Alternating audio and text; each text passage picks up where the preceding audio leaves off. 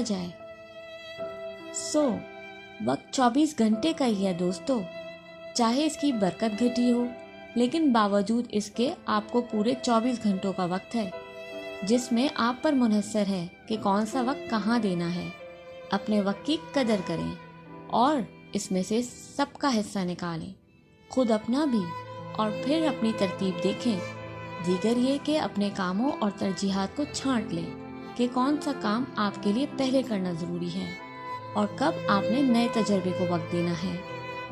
कुछ भी ममनू नहीं, फ़कत आपके बरतने का अंदाज अगर मुस्बत है तो यकीनन वक्त कभी आपके लिए रास्ते बंद नहीं करेगा। ये हर उस जगह आपको पहुंचाएगा जिसके आप हकदार हैं।